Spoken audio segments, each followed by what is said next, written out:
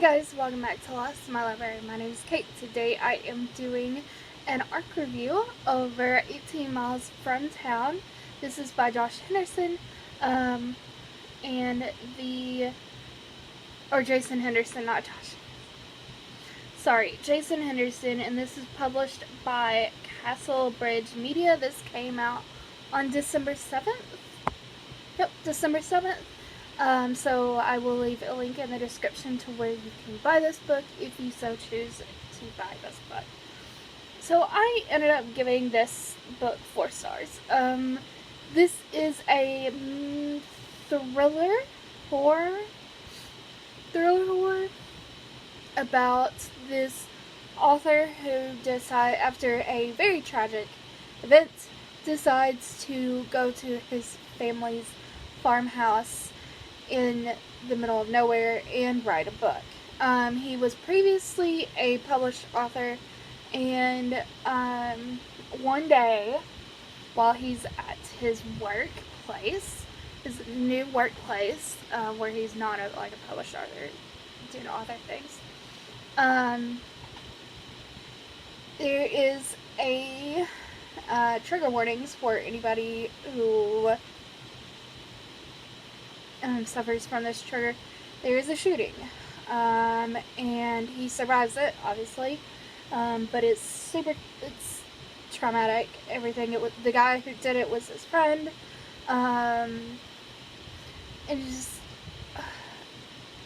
I don't know if that was so much needed, but I do see that this is supposed to be a series, so I don't know.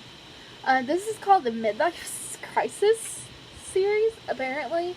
It's going to be a series. Who knows what the rest of the series is going to be about? I don't know. This is not like he's solving a mystery. Anything. It's not like a mystery series where he's solving multiple things. But anyways, I don't know if that was necessarily all that needed to push him towards going out. Well, I guess it kind of needed, because he made it public that he told a newspaper person that he was going to go out into the middle of the woods because they interviewed him. Of course, a newspaper interviewed him about what he was, what was going on and everything. When he goes out to this place, basically it's a home invasion story. And I honestly kind of wished that it stuck with the home invasion. Because it's scarier when it's just pure, when you think of The Strangers. I think that's one of the scariest horror movies because of how realistic it is. I'm not talking about the sequel, but the original Strangers was scary because it's just realistic. And there was no reason behind it. I think if that had been kept throughout the whole novel, it could have been really interesting, taking on the idea of home invasion and just being scary. But that's not really what happens. This turns into our main character, Paul, having some information that these home invaders need, and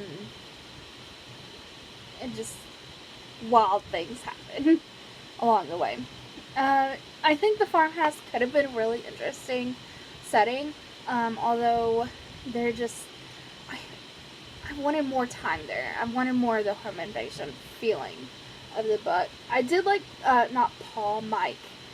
I liked Mike as a character. I think he had some good senses about himself.